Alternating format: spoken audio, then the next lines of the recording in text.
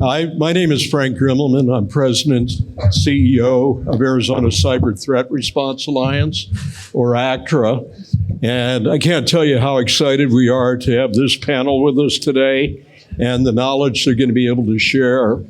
We're at a very pivotal point right now. How many of you know what is going to be published in the Federal Register in the next 30 days? It's going to affect everybody in this room at some point. Anybody? You all remember back in 2022, CIRCIA, the Cybersecurity Information Sharing Act for Critical Infrastructure? Preliminary regulations are going to be published within the next 30 days. And those have then 18 months before they become final. What's important as it relates to you, how many are in what you would define as critical infrastructure? Okay. The rest of you need to be equally aware of it. And I say that because at some point it's going to create the model for the federal government of required reporting within 72 hours. I'll predict that now, and you can hold me accountable downstream. But I think that we are at a very pivotal point. So the discussion today and what the panel is going to share with us is critically important to being able to move forward. So with that, I'm going to ask each of our panelists, beginning with you, Bianca, to introduce themselves briefly. Okay. Hello, I'm Bianca Lochner. I'm the Chief Information Officer with the City of Scottsdale. I don't think the city needs much introduction. For your awareness, we have been ranked a #1 digital city in US by the Center for Digital Government. So we're very, very proud of that recognition as a reflection of the work and the passion of all my colleagues and all our teams and departments throughout the city, all about our mission to provide simply better service for world community.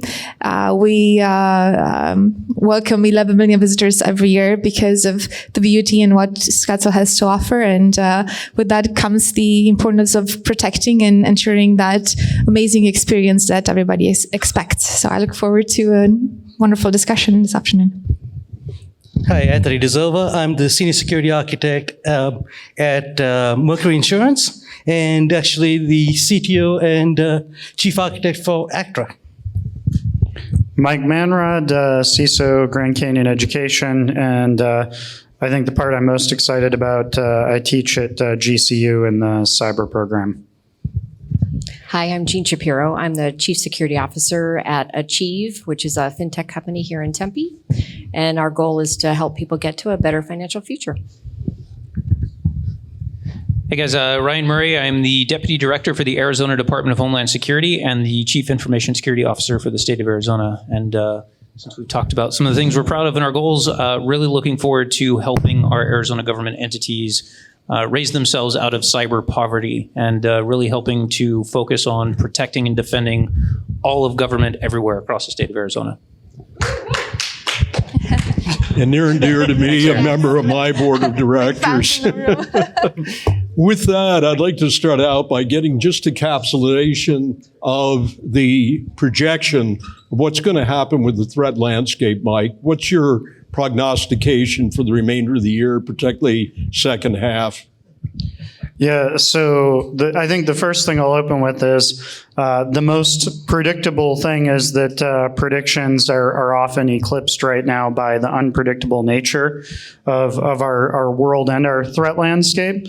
But no, I mean, I think we can expect like a lot of interesting things, right? Like I think we can consider the as a service model ecosystem for cybercrime and malware to continue intensify. Obviously, Microsoft having their source code breached again, and now secrets and things from their email used against customers just this week. I think we can expect more and more of that to weave its way into that intelligence to inform and enrich things like malware payloads, EDR bypasses, ways to sneak by or circumvent or subvert our tools. So I think that's something we really need to be on the lookout. So if your posture in the past has been, all right, I've got some good products, they're running on the host, they've got it, I would be prepared for a time real soon when they don't got it. And then the last thing I'd say is Obviously, going into an election year with malinformation, disinformation, and misinformation being center stage, the very first election cycle where we have both escalating cybercrime, multiple wars, nation-state activity, and now deepfakes and generative AI being introduced mainstream. I think that could be a real devastating conversation. Like, we have people playing with flare guns in a room full of powder kegs. So buckle up. It's going to be an interesting year. That's my prediction. So those of you, how many were in the last session on women in cybersecurity? What's your name, young lady? I think that it's really important as we look at diversity and inclusion, among other things, to focus on the culture of organizations, which are equally important to all of the technical aspects. So with that, Anthony, could you comment on your perspective on culture within an organization and the importance? Yeah, so the big thing there is organizations are changing, right? Our IT organizations are changing. We're going to the cloud. We're going to edge computing. All of that stuff basically comes change, but also your roles change, right? And I think the best thing is acknowledge that, understand that, and start to manage that change. Then the outcomes you want in the organization or the performance will go with it, right? It's like you can't have somebody that says, hey, what's my job going to be tomorrow, and expect them to produce creative results, right? So my big comment is manage change the way you want it to go, and then the organization will follow. Gene, let's turn to you. What are your perspectives on creating a cybersecurity aware culture? In particular, how do you expose your people, train your people, and go that last mile to get everybody to be part of the solution? Well, the first thing I'll tell you is I'm a big proponent of training. Cyber training is very important, but there's a lot of things going on right now in the world today. So let's take AI, for example. So gone are the days of poorly worded emails that we're going to fish people with, right? That's just gone. So while we need to continue training our resources and helping them understand, we need to kind of shift a little bit in how we do that. And so the shift kind of comes into be more like that human risk management.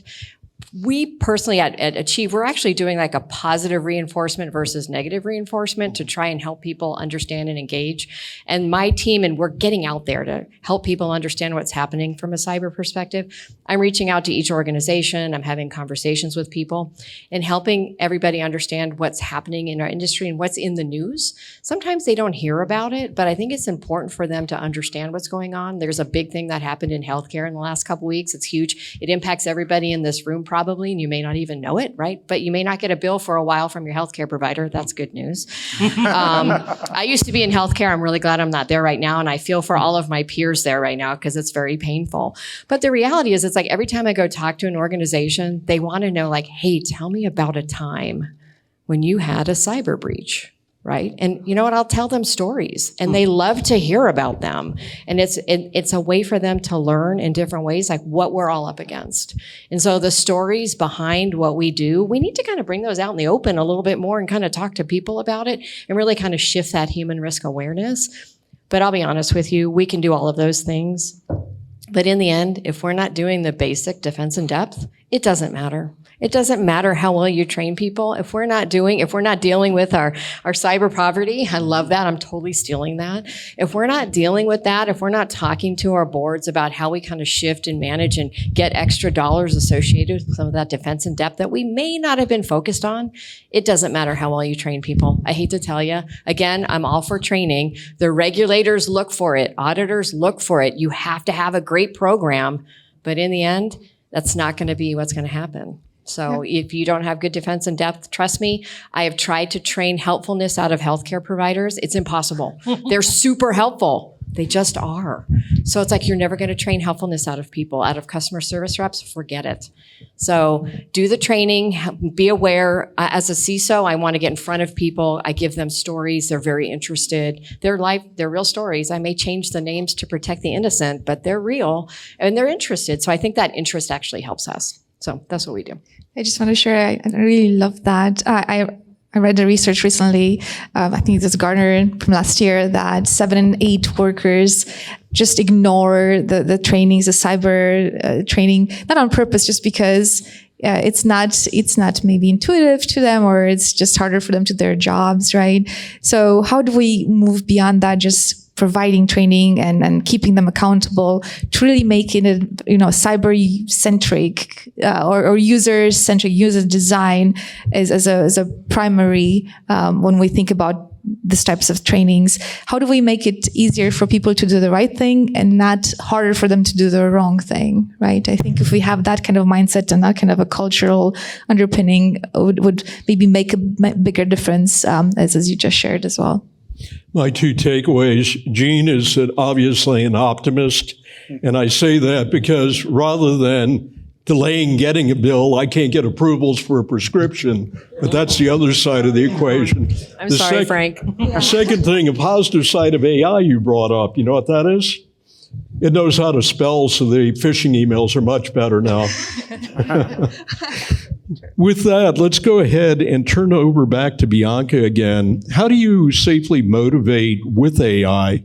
What type of governance do you need in place, and how does it affect governance? Yeah, I don't think we need much motivation to implement AI anymore, right? I think we're past that. So it's really about looking at AI as any other innovation. How do you really think about it strategically? How do you build a plan around that aligns with organizational goals, right? And then how does that trigger throughout the organization at all levels? And with that, right, again, governance. We've talked about governance so much today and the past many years. And sometimes, thank you.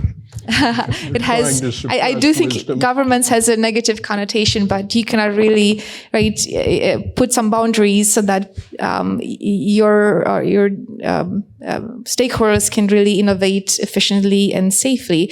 So in Scottsdale, we have just formalized our AR for Gen AI. So we focused on Gen AI specifically, but we're building more of a AI governance, so it's all encompassing.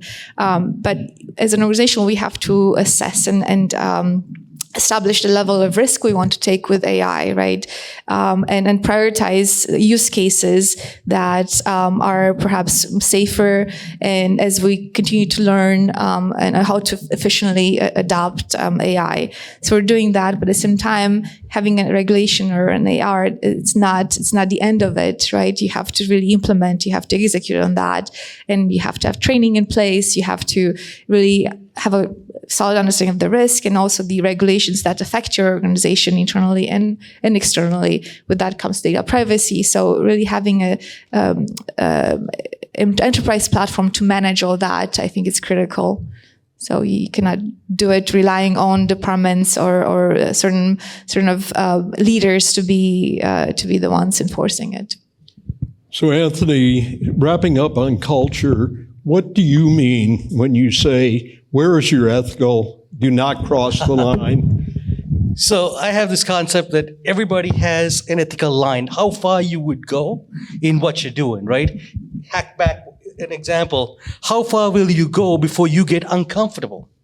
Right? And I think everyone, even the students that I teach, I go, look at what you're doing. Look at what's going on, especially with the hack and any of those things, and see how far you're willing to push yourself before you go, this feels wrong, right? And then that's what gives you that line, and then you scale back from that as you create the kind of the systems you want, the controls you want, because that's what's going to guide you, and that's also what's going to guide the team that you teach, empower, lead. They're going to follow that same kind of methodology, right? So get familiar with that, then you know where you fit within the cybersecurity realm. So let's go. This is what you've been waiting for, Ryan. Would you discuss the balance between adopting innovation, and you have made some major innovative contributions within the state, to the ability to remain secure? How do you strike that balance? Where is that balance? And particularly when you're experimenting with novel technologies while retaining your job. That last one is key, right? I often joke that that's the next CISO's problem to deal with, right? But while we're here today, I would say one of the big things, and both Bianca and Anthony talked about this, is giving a safe space for your employees to innovate, right? Not having this be, I'm just going to go out and go to ChatGPT and throw all of my data into it and figure out what it comes out with. If we want to use language learning models, if we want to use generative AI, let's have that within our own environments to know how it's being utilized, to give our employees a safe space to operate in, to give them a standard operating procedure to say, this has been the approved method to make this go. Here's how you can use that technology. And I'll say, if we manage change, to Anthony's point, the change is coming. We can't just block this at our edge and expect that everyone is going to be okay. We know that our citizens want better, faster, stronger digital services being provided to them way faster than we can do this. And I'm going to ask the question, how many of you are IT or cyber leaders in the room? How many of you feel like you have enough employees to get your job done? Yeah, 0 hands. So we're going to need to find another creative solution here. And really the panacea is going to be AI, whether that's generative AI or the existing machine learning that we're using. We need to make ourselves better, faster, stronger. We need to turn into cyborgs and start bolting technology to ourselves to get better, faster, and stronger. And I'll say one of the other things that we're working really closely with one of our state agencies on is better training around disinformation, around synthetic content, because we don't want the first time a citizen or an employee sees a deep fake to be somewhere out there on the internet trying to influence them. We want to show them we created this using our own technology. This is what it looks like. Here's the key indicators. Here's how you can better protect and defend yourself. And I'll give you another quick soundbite, is we, previous years, my predecessor said that we're going to mandate security awareness training for all of our employees across the state of Arizona. Because I've only got 20 people on my team. Our state agencies probably have less security professionals. The only way we can be successful is we take our team of 20 and turn it into a team of 40,000 by training every single one of our employees to understand the threats, to understand how to be aware of them and how to defend against them. And I want to turn that up even more. I want to turn that into every single employee across the state of Arizona, local government, city government, county, K-12 school district, higher ed, tribal communities. Everyone everywhere should be part of the solution to help us defend against these threats, because it's only going to happen if we come together as a community and make it go. As you're bolting on the technology, a Terminator suit might be beneficial. He's scaring me a little. I'm going to make it go. Go for it. Nice. Well, one of the things to also think about is recognizing, I think to your point about training, is cyber security isn't just our problem. It's not just the CISO's problem, right? And so helping people recognize it's everybody's concern and everybody's problem to solve, that's like your first step. Because if you're walking into a room and everyone's like, oh, security, that's you, right? It should be pointing at yourself, right? And everybody should be pointing the finger back at themselves. And that is absolutely part of the training that needs to take place, for sure. So, Gene, you're on a roll. Let's keep going. How are you adopting the new technologies within your organization? So my company is very interesting. It's a 20-year-old startup. So what I'm dealing with is a lot of entrepreneurs all the time. And so when AI, is fresh off the boat, they're already having tons of fun with it. And fun is, they like to have a lot of fun. We did so last year we did a hackathon last year for AI. And that was very interesting because there was 2 things that the company wanted to do, was understand where we could apply some of the new technology coming out as an AI, and how can we help improve our business. And so when we look at technology, we look at what the business benefit is. It's not just for the tech itself, it's business benefit. And then the reality of it is, my job as the CISO is to say, okay, what is the risk associated with this? What are we using it for? How are we using it? What are the guardrails that we've decided to kind of put around it? Can we manage those guardrails? And that gets to the technology cyborg. A lot of new technology is coming out to kind of help us do that, but it's kind of getting the right resources and implementing some of that, which is also board conversations that we need to have. And so my job isn't to accept risk for the company. My job is to help everybody understand what that is and whether we're increasing our risk. And then the biggest thing is knowing who in your company can actually accept risk.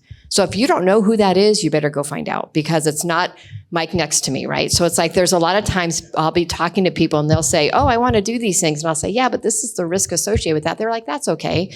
That's great that you think that, but do you want to sign this piece of paper saying that we're going to take this risk for the company? And they're going to go, oh, wow, wait a minute, right? The reality of it is you should know at what level in your company should be accepting risk for your company. And that's a really critical thing, regardless of the technology that's being rolled out. Defining the risk, what it is, your guardrails, and making sure you know who can accept risk if that's the decision the company is making. Now, if the company is making not to accept that risk, then you need to help figure out how to make sure that it doesn't happen. So that gets into people, process, technology. How do we work with the organization? And again, like my organization, super entrepreneurial, makes it really fun. But they all know who I am. So I'm involved with all the engineering councils, architecture councils. We have an AI council. So I'm at all of these council meetings. And so my goal is to help those organizations better understand risk and what they can do, right? What their help is. And again, it's not my job for security. It's all of our jobs, right? And that's, something that I say over and over again, but very important. So we don't want to be the next Samsung. We don't want to put our IP in the cloud. We don't want to do things that people didn't really realize when they did it, that it was a problem. We're learning from these things. And then it gets back to education. So there's a lot of education. Wow, I just thought I could make my code better. Well, that's just, it's like very pure and innocent, but the reality of that wasn't, it didn't become innocent. So there's education that's involved as well. You just published all your... Ryan. Oh, I'm sorry, Anthony. Well, I was going to say, you just published all your IP on the internet by doing that. I was going to go back to you, Ryan, and that's on the resilience. What strategies are you employing for resilience, and not just technology, collective defense, other things, in responding to the threat landscape? Yeah, I'll say resilience is tough because it assumes that you have the capability to identify your threats, prepare for them, and recover from them after the fact. And I'll say, frankly, we all still struggle with identifying threats, identifying our vulnerabilities, and preparing to address them. So there's really three things that we're doing across the state. As I mentioned, one is deploying defensive cyber capabilities across all of our local governments. We want to make sure that they have the capacity to defend themselves from sophisticated cyber threat actors, regardless of their tax base, their revenue capability, their student base. We want to make sure everyone is protected the same across the entire state. And because of that, we want to be able to gather and share threat intelligence information through organizations like ACTRA, with all of our local government partners, up through our federal receiving and sending to our federal government partners, so we can better protect everyone everywhere, regardless of what tooling they're using, regardless of what their technology capabilities are. If I share the ability to say, this threat actor is coming after this government organization and this government organization because I have visibility and telemetry across everywhere in the state, we can better protect each other. And not just public sector, but sharing this public and private, because the same threat actors that are coming after me are coming after our private industry partners as well. So how do we better share that information with each other? And then third, building our cyber workforce. Because again, we don't have enough people, we don't have enough technology, and we don't have enough processes to be able to actually accomplish this goal. We need to start building creative solutions to our cyber workforce challenges. What's the latest number from CyberSeek? Like 14,000 open cyber positions in the state of Arizona? 15,000, yeah, it goes up every time I check, right? So that's an impossible hole to fill. And it's like 300,000 across the entire US or 500,000 across the US. Again, an impossible hole to fill if we're looking at traditional academic associate's degrees or bachelor's degrees or graduate degrees into cyber positions sometime 10 years from now. We're all going to be dead by then, right? Like, we need to figure out creative solutions now to start training and teaching people in the universities, in the high schools, in the elementary schools to understand the threats, understand our vulnerabilities, and start getting them hands-on experiential learning to be able to defend themselves. So, Mike, you happen to have a university in your titles there. They have a great program. How do we attack that, Mike? How do we attack the number? We've gone from 8,000 a few years ago to 15,000 now, and TSMC is not yet open, nor the entire eco-culture surrounding the new chip manufacturers So what are you doing to address that? Well, wait a minute. Whatever I'm doing, I should stop because it's going the wrong direction. All joking aside, collaboration with, a lot of folks in this front row here and a lot of folks here on this stage and in this room. I mean, I think part of it is, one, if you're in the seat and you're experienced, go teach somewhere. Obviously, I prefer you come teach for us at GCU and, get to see you around the hallways and stuff. But go teach somewhere, a community college. Go, if you don't have the time to go adjunct faculty, go give a talk once a month at a high school. Do something. The main thing is get out there, produce a YouTube series, do something to share that knowledge you have and to get it out there. The other is coordination. Like a lot of us here in this room have worked together on the Threat Intelligence Support Unit, a free training that is just open to the community. We'll build that up, but there can be more things like that too, right? Like things that do outreach, that take quality content, the right messages, and get them out there. And of course, there are people who are going to get a degree regardless. Let's have them get that in cyber, but and help bridge that gap. But there's also going to be people who already have the technical aptitude, don't need a degree. Let's not slow them down. Let's get them to work quickly and figure out the best path for each individual. How are you tying AI into that strategy? I sit on 3 university advisory boards. That is the number one question everybody's wrestling with. Yeah, so I think there's a few facets to AI that we need to break the conversation into. There's obviously the adversarial side, which we need to understand and we need to weave into our internal testing too. And Gene and you both talked about how it's making phishing better. It's supplementing, malware developers the same way it's supplementing our developers. It's not like it just magically makes things and we need to be afraid of them. It's kind of the same process, just better, just like it is on our side. But then, like when we look at what can we do to enable it, I love like the cyborg analogy Ryan was leading with. Today I was trying to remember SPL queries I haven't used for a while to hunt for something. I probably won't have to do that in a year. I'll probably just be able to ask our SIM a question rather than spend 5 minutes trying to figure out what we called a certain index or what we called a certain field, or write a wrong query to get enough results back to then rewrite it right because I'm like old and rusty at some things. So, we'll be able to just ask questions of our intelligence platforms. We'll be able to ask questions to find our technical debt. We'll be able, it's going to open up some good possibilities. But we need to be on guard because it's also going to be crammed down our throats in a whole bunch of packaged products that are utterly useless and very expensive. So I think we need to take a very refined lens on the security side to sort the wheat from the chaff and to see what's actually valuable versus what's not. And the questions to ask are like, hey, how is this going to impact our ability to defend, our ability to clean up technical debt, our ability to respond? And then lastly, on the education side, I was creating some content, looking at some things related to Windows APIs. And I was flipping through a book, and then I was like, wait a minute, I don't need to look at the index for practical malware analysis to look up what this Windows API does. I can ask generative AI. So, I think instead of attaching a stigma to that, we should accelerate learning and improve teaching by using the tools available to us. Our adversaries certainly are. So, we need to move toward Ryan's cyborg vision a bit and technologically enable ourselves to accelerate our progress. I wanted to go to dinner with my priest for some reason, and I invited him, and he said, I'm too busy. I have to write the sermon for tomorrow. I said, I got you covered. True story, by the way. How was the sermon?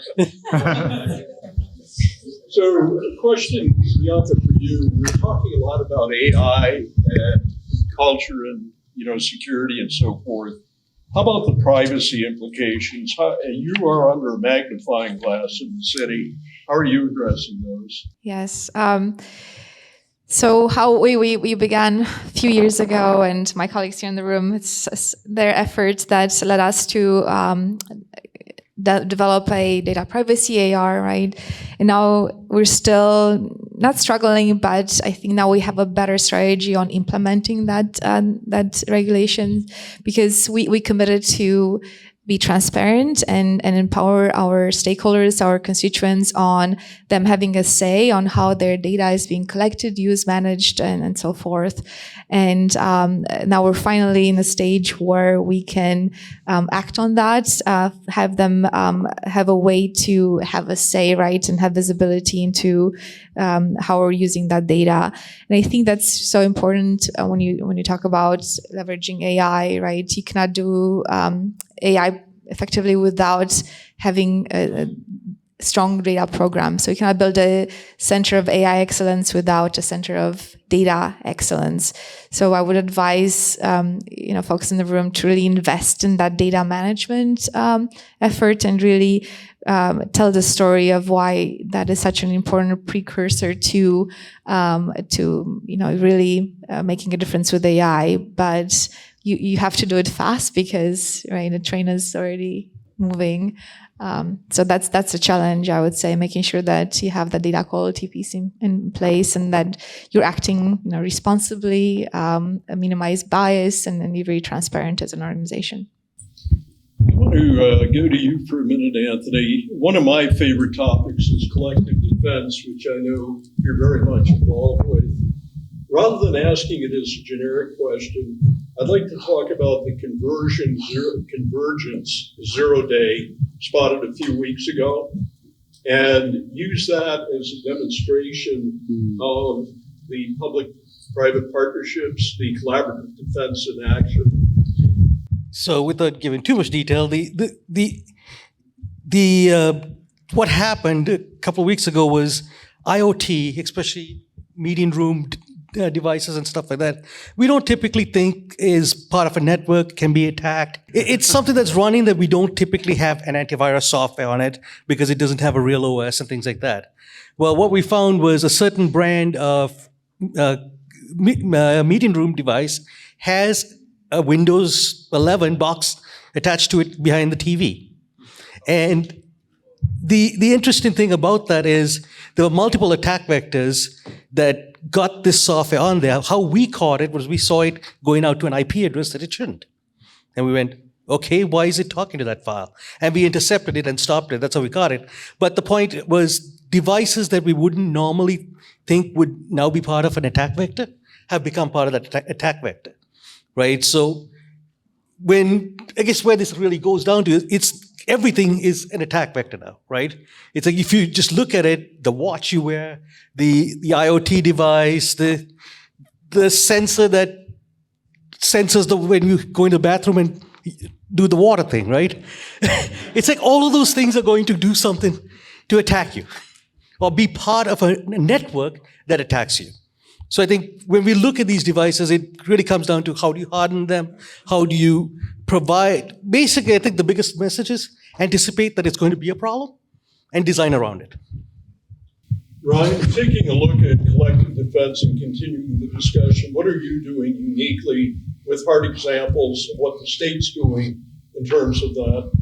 So I'll provide two examples. One, and I was just thinking through this, I can't believe it's been a year since the Super Bowl was here, but that was probably our biggest collaborative event ever in the state. We had our public-private partners all together in one room with our team, ACTRA members, FBI, USDHS, and other federal partners from our National Guard, all sitting in the same room, monitoring for threats across city, county, and other government entities. And being able to share information literally real time. Hey, we see this IP doing weird stuff. Is this anything that we should be concerned about? Let's toss this to our high side partners. They can go spin it through all the spooky webs that they run and then come back and tell us, yes, this is important, or no, it's not.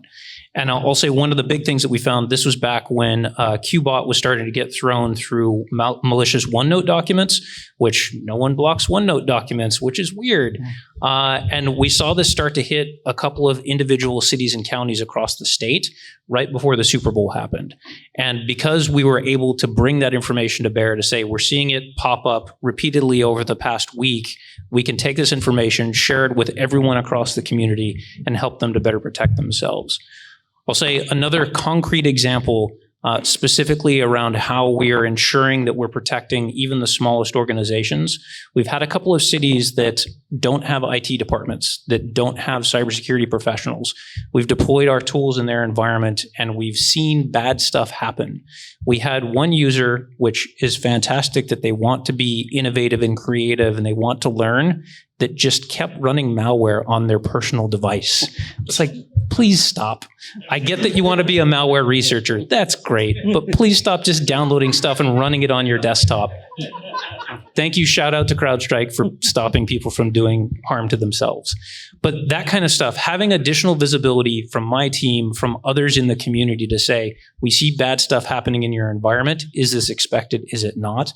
Hey, do you want us to click that quarantine button and make sure that machine doesn't do bad stuff to the rest of your environment? We've seen time and time and time again that that's helped protect our organizations from having real bad days.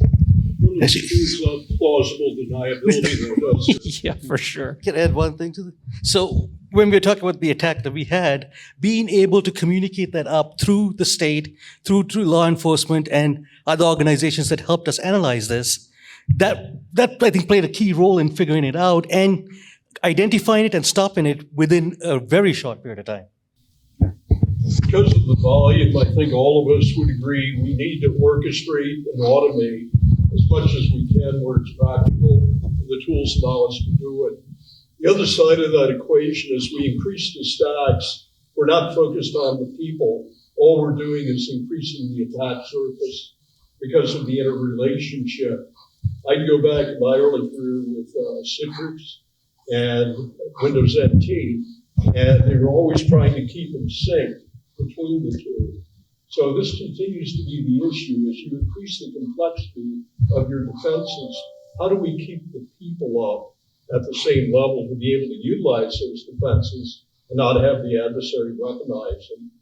So with that, I'd like to turn back to Bianca and talk about the CISO rule expanding beyond cybersecurity, given AI in particular. Thoughts? Yeah, absolutely. I need a CISO who is my partner, right, to continue to minimize the risk. So it has to go beyond cyber resilience. Obviously, that's a priority. But how do we make sure that our leadership can make informed decisions? So having tabletop exercises with the leaders who have to make decisions in the event of a ransomware attack, right? Can make those exercises while we're not under pressure to make those decisions. So that's very important to me. Cross-functional collaborations with our peers around the organizations. We have 30 plus departments, and being able to tell the story of how we're all one team, right? One state, but one organization. So we have to empower all our stakeholders internally to be able to respond, either access to our tools or more training to spot or react to what's going on. So definitely that cross collaboration has to be upped. And then awareness of regulatory compliance, where we talk about AI, privacy. So they will have to put that hat without having to necessarily wear the chief data privacy title. Some of us, we cannot afford to have that kind of a role. So we assume that the CISO will also wear part of that hat. And then, data governance and privacy, right? Again, data is key to those decisions, making sure that we know where our data is. And so the expectation is that the CISO will be more data-centric than ever before. And then, of course, now with AI, the AI integration and management. So those efforts have to be, co-led by a CISO as well. So they're all definitely changing. We talked in the earlier panel about how the CIO role has been changing in the past many years, but I think the CISO role, that change has accelerated exponentially in the last year, 2 years. So no pressure, everybody, you CISOs out there. Frank, can I jump in? So I'll say we're uniquely positioned. My spot specifically, I don't report to a CIO. Sorry, CIOs. I think we're going to start to see more of this shift. And I know we've been talking about it for quite a while now. My job is interacting with law enforcement. I'm coordinating with our National Guard soldiers. I'm talking to federal law enforcement and federal intelligence officers. We're sharing information with each other. I've got a deployment team that goes out to respond to major cyber incidents in critical infrastructure and government. We are protecting the homeland. For me, that seems like an evolving role that is no longer, no offense, part of a technology department. And right, the state of Arizona has seen that and transitioned the state CISO's office out of the Department of Administration, out of the CIO's office to be its own thing. I report to the director of the Department of Homeland Security, which is a cabinet position reporting to the governor's office. And to touch on Gene's point, we are risk advisors.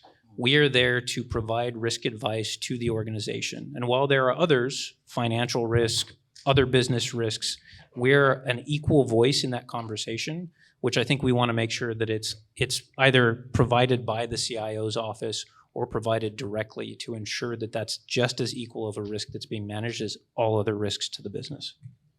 I think two things we take for granted in this state. We are so advanced and mature in the collaborative relationships, in the outreach where the state is taking responsibility for smaller cities and counties without the budget. But when we talk to other states, we are so far ahead, and the things we take for granted here, we really shouldn't. Speaking of taking for granted, Christian, I see you're vertical and smiling. Mike, it looks like we're in for a wild ride. My question later on, we'll test it, is around your staff, how do you prepare them mentally for this ride beyond good health insurance programs? It's funny you asked that, Frank, because Christian and I were actually out to dinner talking about this last night. Because Christian says the answer is coffee. I say the answer is tea. But that could be a game of cat and mouse for a while. So moving beyond that, there is a reason we called our outreach program for education TSU. Like, there's no coffee in there, but there is tea. Can we just all agree that caffeine is the way? Caffeine's the way. Yeah. Okay. There we go. See that's the state bringing people together yet again. Right. No, but all joking aside, some of it's empathy, some of it's culture. Like Anthony and Bianca talked about cultural elements, right? I mean, I think we have to have a culture that is supportive and family-like if we can. And if your cyber org is too big to have that, maybe it can have smaller functional units that each individually have that. The second is, like, we have to realize it's a competitive market. It's hard work. There's a lot of opportunity. There's wage rate inflation due to lack of demand. So, like, we need to treat our people well. And part of that is making sure they have a balance. And sometimes that means going to an executive as a CIO, as a CISO, as a CTO, going to the executive team and saying, hey, look, no, this is going to be down a little longer because people need to sleep or people need a dinner break. Or, hey, look, I realize you want to call that person on their honeymoon in Europe right now because they're the best, but you're going to have the second best person work on this because I'm not going to call them unless it's a true emergency, right? So I feel like we have to, at the core of our values, put people first and remember that we're protecting technology to protect people. We can't forget about that element. But then also make it fun and make it about the technology too. But the people have got to be first. So I want to leave some time to have you ask some questions, so give some thought to those. Before we turn to that, though, Bianca, I'd like to give you the last word of the formal program with regard to AI. Can it make a contribution that is significant to helping us to close the skills gap? Is it on? Okay, it's good.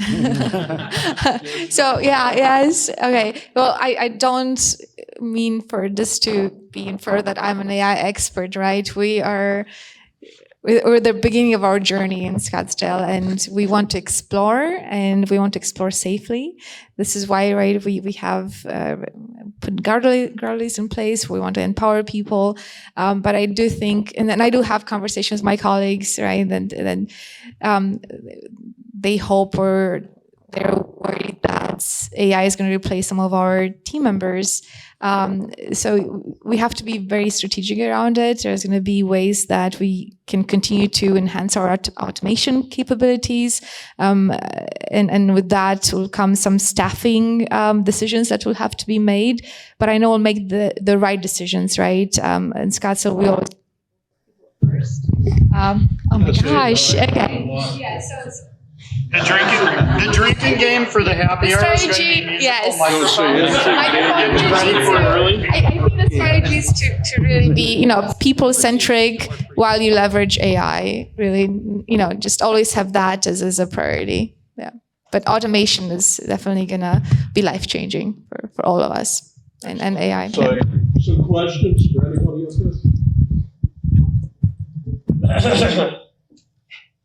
In an era where CISOs are going to jail, but CIOs, CTOs, and CEOs are not, how does it feel to be a CISO? I think that's why they asked me to be on the panel, so everybody feels uncomfortable right now.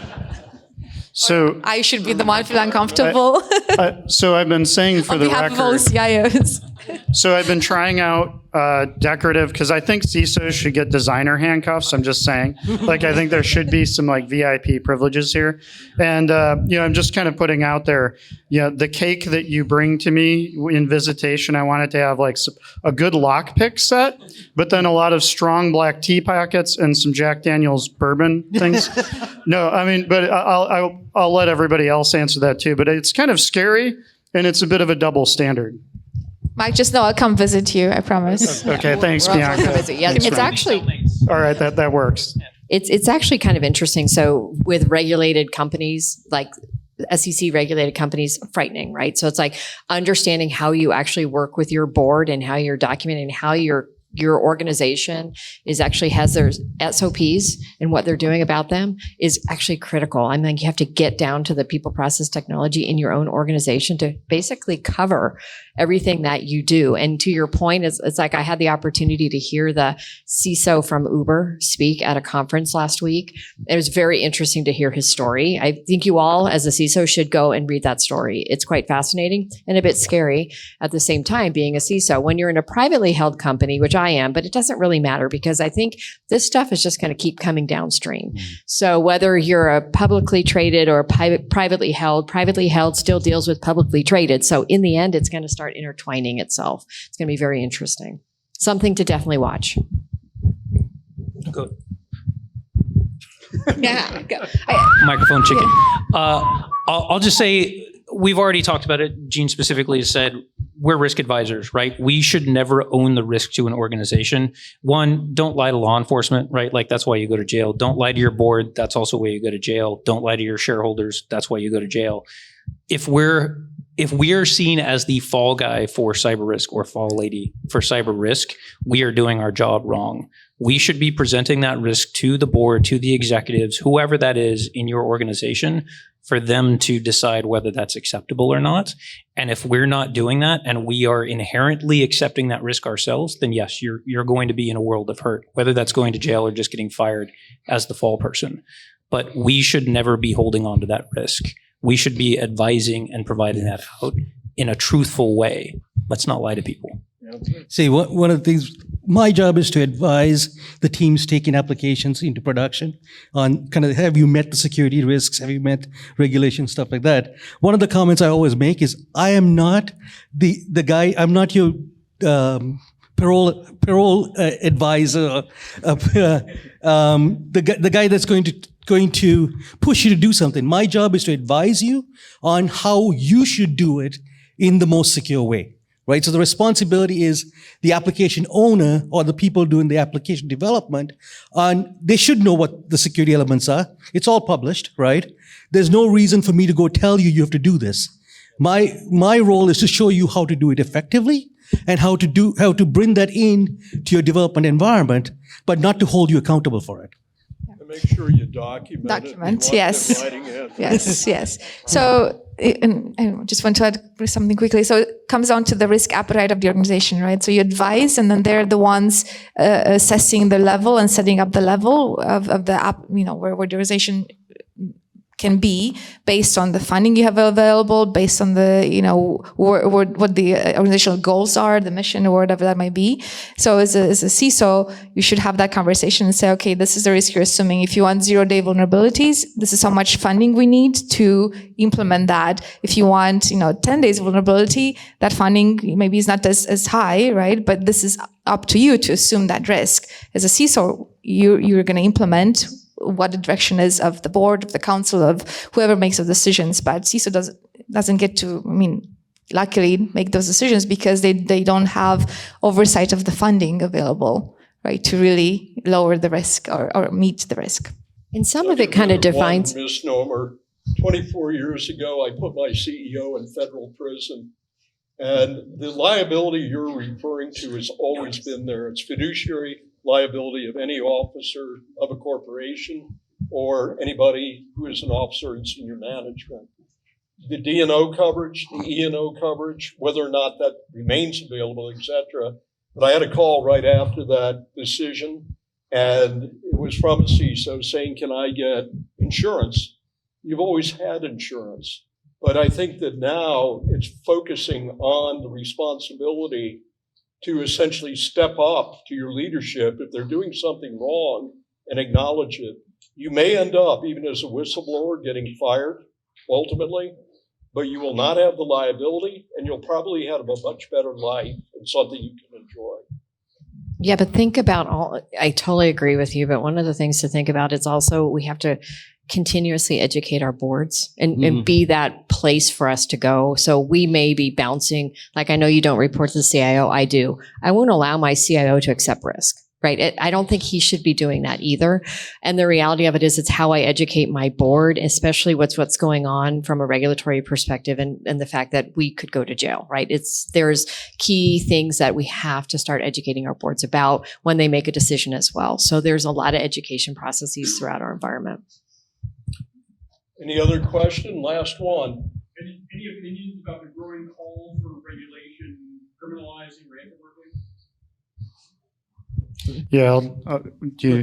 I'll jump on that one. I mean, I'll make it really quick, but I mean, I think that taking away options for a victim is the wrong way to deal with a crime, just in general.